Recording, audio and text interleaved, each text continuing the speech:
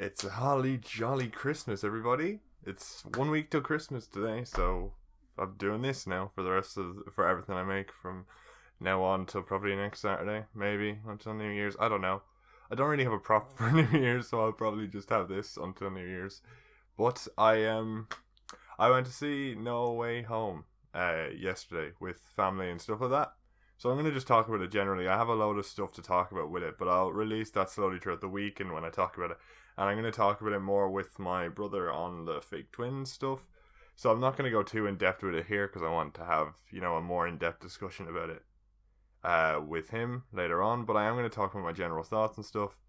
And I'm going to have analysis and different specific opinions made into separate videos for spoilers. So there's not going to be many spoilers, but I will, when I get to spoilers, I will say so. So I will say, unless like tone and stuff is considered a spoiler, you can click off now because this is the one time I'm like, all right, I cared for spoilers, so I have to make people aware of this. You know what I mean? Yeah, but like, oh, it was so good. It was so good, and I actually one thing I really want to praise, which recently it's general for Marvel now anyway. But one thing I do want to praise is that CGI, man. Like, oh man, the CGI is so good. I can't do this like with my hands properly, but like all the different portals and shit, and all of Doctor Strange is like fucking turning the buildings around like that, and and all the trains, and even the arms and the de-aging technology. Like, it was fantastic. Can it make me look that young? I don't know. Oh fuck, I'm never doing that again. Oh Jesus Christ. But no, it was actually amazing. Like, in terms of the technical standpoint, the movie was fantastic. All the stuff in the trailers, as you saw, it actually looks a lot better in the movie. And some of the fight scenes, oh my god, the fight scenes were so well done. And the characters that return, that we saw in the trailers, they look fantastic. Oh my god. And Willem Dafoe, I will say, specifically, I want to bring up him for this. His performance was fantastic. Like, to me, there's a lot I can say about that, which I will go into in a separate video about Willem Dafoe entirely and Sam Raimi and all that. But it was a fantastic performance from all the actors. But I want to point out Willem Dafoe particularly because I feel like he did a better job portraying the two sides of, the character of Goblin and Norman in this movie than he did in the first Spider-Man movie. Now, that's my opinion, but I thought it was fantastic. I really enjoyed how he did that. Personally, I'm going to talk about really miscellaneous stuff because I don't want to spoil too many things until I get like at least 6 minutes into the video, you know what I mean? Tom Holland, once again, a fantastic performance. I think he gets better and better every single time, and his friends get more into their roles every single time. And Ned's jokes hit this time, which was I can't remember them hitting too well in Far From Home. I remember liking the jokes in Homecoming, but I can't remember many of the jokes from Far From Home, which I don't think is a good thing. But his jokes really hit this time, so fair play to him. And I just I liked, when they go and work for Doctor Strange for this, we saw in the trailers, like his reaction to all the different MacGuffins and stuff. Like, he's just, oh, look at that, a torture machine. And it's like, it's a Pilates machine, so he can do his Pilates. Oh, nice stretching. Oh, it's so funny. So funny. I love that shit. But they're both the supporting characters of MJ and Ned did fantastically. And I will say here and now, right, I have come to like the MCU for everything it's done and for everything people say, like, oh, it's formulaic or, you get used to the same sort of film. It really has made me enjoy a lot more superheroes than I did before. You know what I mean? Like, Doctor Strange is one of my favorites at this point. The way, like, he's only had one of his own standalone movies, but in everything he's appeared in the MCU, he has been fantastic. I don't know what it is about it. It's probably partly his performance, but I just really enjoy his character. And the funny little gag now where the guy who was fighting in Shang-Chi, the guy who's like the fighting champion, the only one he can't beat is your man's sister. he has like the shields and stuff. You know him, right? He was in the movie anyway. He's now the Sorcerer Supreme, which they didn't bring up in Shang-Chi. So I want to figure out where that places in the timeline. Does it place during the blip? Before like before everything, or what? I don't know what is really going on. I can't remember if they mentioned about the blip in that movie, but I thought it was really cool. I will say the movie flies by. You don't realize like what time it is when you're watching it. You feel like you've got an hour left, and bam, it ends. Like, you know what I mean? Not in a bad way, but like it just flew by. It was so good. Like, this is probably, for me, my favorite Spider-Man film. Now that is debatable because I really enjoy a lot of these movies, so it's hard to say. I will say I didn't rewatch the Amazing Spider-Man stuff for this movie, because I just didn't have time. I had started to rewatch it, but life got in the way, so I only got to rewatch the first two Raimi films before this movie. And I will say I definitely preferred to two. I don't know if I preferred to one. One was very good. I don't want to say it outright because one has that legacy, and I really enjoyed one a lot. I will say, if I'm taking it at face value from my initial thoughts, I know emotion is in this and recency bias, so I'm not going to say it definitively, but to me, at some point, this is definitely going to become my favorite Spider-Man movie, especially once I rewatch it a few times. I do love all the movies, right? I even love the Amazing films, although I really love the first Amazing film. I can't remember a lot about the second one, to be perfectly honest, so I'm not going to comment on my opinions on that, but I did really love the first Amazing film. And I love Andrew Garfield as a Spider-Man, although I don't know. His movies were a bit for him. I felt bad for him for that, you know. So I don't know. It's hard to say which of these movies I prefer. I don't want to say it straight out with this because, you know, it's recency bias probably. So I don't know. But I'd say it's definitely going to hit the top two for many people at this point, at the very least. Yeah, I think I can start talking about spoilers now. So go away. If you're not a spoiler guy, you know, keep far away from this. Still not getting used to seeing myself be recorded. That's a bit strange, but what are you gonna do? So, let's start off with the big reveal, because I think that's a very big important thing to talk about in case you've seen this movie. The Spider-Man comeback. I knew it was gonna happen, right? Everyone knew it was gonna happen. Like, it was rumored for ages. But like, I didn't think they were actually gonna do it. I thought it, you know, it's that type of thing where you're like, no, they're not. They rumored it. Like they spread it out to make you think about the movie, but they're not gonna tell. They're not actually gonna bring him back. But they did, and it's fantastic. And as I was talking there about like Andrew Garfield in the Sam Raimi films, I'm going to be real here. I prefer both of these characters in this movie than I do in their own initial movies. Now, as I said, I haven't rewatched the Andrew Garfield films. I didn't have a chance to, so I can't say that for sure with Andrew Garfield. But definitely Tobey Maguire.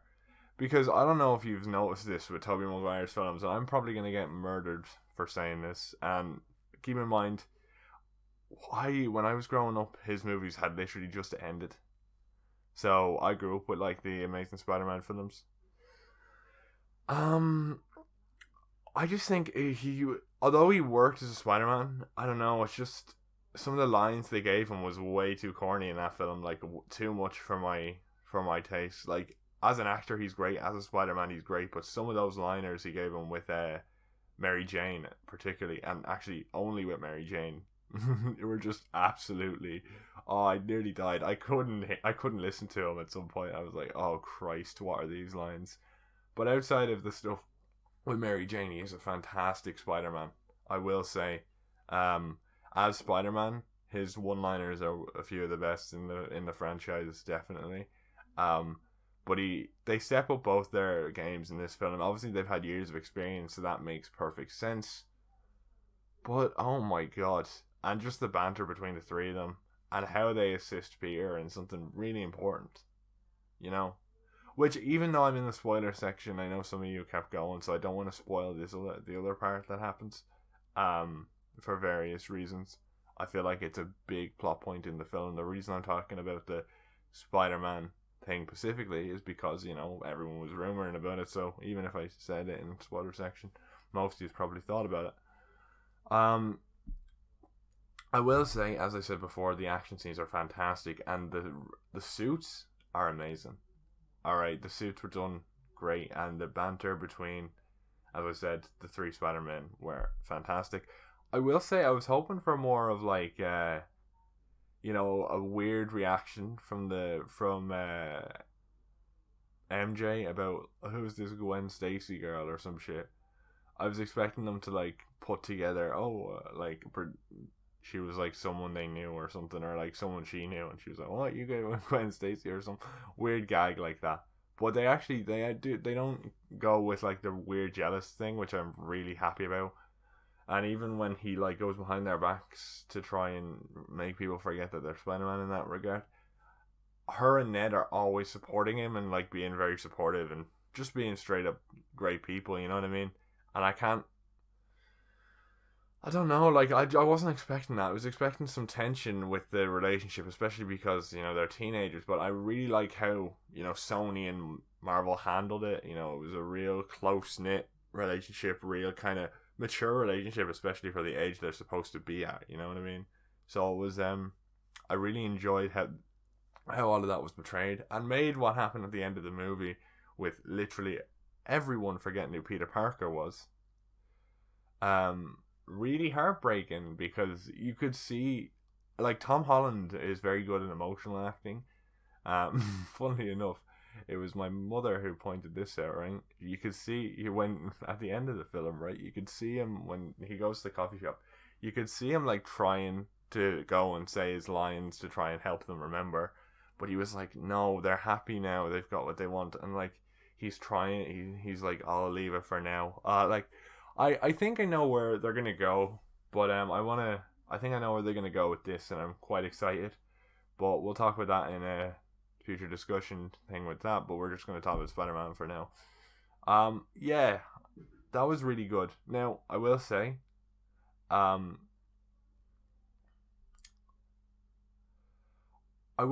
know people are gonna be happy with this. You know what I mean? I know people are gonna be so happy that now Peter Parker is now out of that Tony Stark sphere of things, you know what I mean? Out of that idea of, oh my god, like he's rich now, or he doesn't have to have any money problems. Now he does. You know what I mean? Now he has money problems. It just took a while to build up, and I really enjoy, how they everything they build up in the previous two films that is anti Spider-Man is no longer there anymore. You know what I mean? It was in order to transform him into the version of Peter Parker he should be. And having him go to college while that happens is fantastic. We're going to get more mature Peter Parker. And I can't wait to see it, because I'm going to be real, like, Tom Holland looks like a kid in this movie, and like they all do. And it's weird how like they look more mature in interviews and stuff, and in other movies, and it's kind of strange to see them look so kiddish in this movie. I hope they age them up a wee bit for the next one, because they're in college, you know what I mean? They may not do it for the next one because they're going to be first years, but maybe second years. I don't know. They just look a bit too young for the age they're at. I don't know. I will say, however, out of everything that was great about this film, I don't remember a lot of the music. I don't know if there was. I know I saw a lot of music credits, but I couldn't remember a hell of a lot of them. So unless it was very, very small music, I didn't remember a lot of music. I love music in movies and stuff, so I was like, I don't know. It was definitely a 20 out of 10 movie. I think it was a great movie. I didn't see many flaws with it. I did see people saying, specifically Moist Critical, saying about the whole idea that they came up with cures real quickly, and that was unrealistic. But I disagree personally. I believe that the idea was they all dealt with similar and different enemies with similar concepts. So by putting their brains together to come up with an idea that would solve all the problems, it kind of worked in that way. Plus, That's what I think anyway. I think it made relative sense. They just kind of wanted you to put two and two together because obviously my like split personalities, all three of them have dealt with that. So they're kind of aware of it, transformations and stuff. Yeah, I'm really excited to see where they go because Peter Parker and Tom Holland's Spider-Man is about to go in a different direction. He's about to get more movies than any of these Spider-Men have, so he's got more time as Spider-Man than any of these other two actors. I will say, very distinctly, I hope these two return at some point. You know, I hope it's like not just a one-off because they're very good characters in this film, and they have more to their arcs that I want to see portrayed. I will say, Tobey Maguire, they hinted him kind of being like Peter B. Parker in the Spider Verse films, where it's like very complicated relationship with MJ. And stuff has happened over the last 19 years and stuff like that. And yeah, I love that they're talking about things that aren't like that we didn't see, so we may go back to those universes at some point and see that part of it, you know. So I am looking forward to it. Um, we'll see how it's portrayed, but only time will tell, I guess. And in the end of the movie, because this is all I'm going to talk about, without for now, because I want to cover more. Oh, right, are we back? Sorry for that, technical issues. But anyway, I want to cover more over the coming weeks. I have more specific topics to talk about with the movie, very specific. So I don't want to cover them generally in this. Plus, as I said, I want to go and talk about it on my podcast. So I'm just going to leave it at that. I will say one more thing, though. I like how they did incorporate Venom into it at the post-credit scene. And, but they decided, you know what, we'll do, we'll get rid of him, but then we'll keep a bit of the symbiote on the bar table. So we're probably going to see that. I don't know. I'm going to say we'll probably see symbiote Peter in the next film, but I don't really want them to be a symbiote Peter straight away. Because I feel like with him not having relationships built up with anyone anymore, it wouldn't affect people as much. He just wouldn't have those, you know, he'd have to build them up and repent more. So I feel like if it's going to be a symbiote, it may be the movie after the next Spider-Man, unless they build up his relationships in team-up movies, which they could do. So maybe that will supplement what I'm saying. Yeah. The choreography of the fights were fantastic. His fight with Doctor Strange, I think, was amazing. How they used it, how they used special effects in great ways, and how he used his smarts and mats to outsmart Doctor Strange with his bam, bam, you know, that type of shit. You know, I was like, oh, let's go. That's cool. And the three Spider-Men landing on the roof. That was a cool shot. For some reason, I thought I saw it before. Was that leaked? Like a year ago. I thought I saw it before. But something cool, I do want to point out, because I was talking earlier about how he left the Tony Stark stuff behind, or he was forced to leave his whole life behind. It looks like now he just has a normal, like the suit, like the original suit from the comics and the cartoon series, is what it looks like at the end of it, or like a more cartoony suit. You know what I mean? Which I thought was really cool callback. We might see him build his way back up to where he was in this movie. It's like, you know what it's like? You know what this is like, right? It's like, you know when you start a video game at like level 100 for the tutorial, and then you're brought back to level 1 in mission 1, and then you have to build your way up to where you were in the tutorial. That's kind of what it is for Peter in this sense. You know what I mean? That's my best way to describe what happens to him in this movie.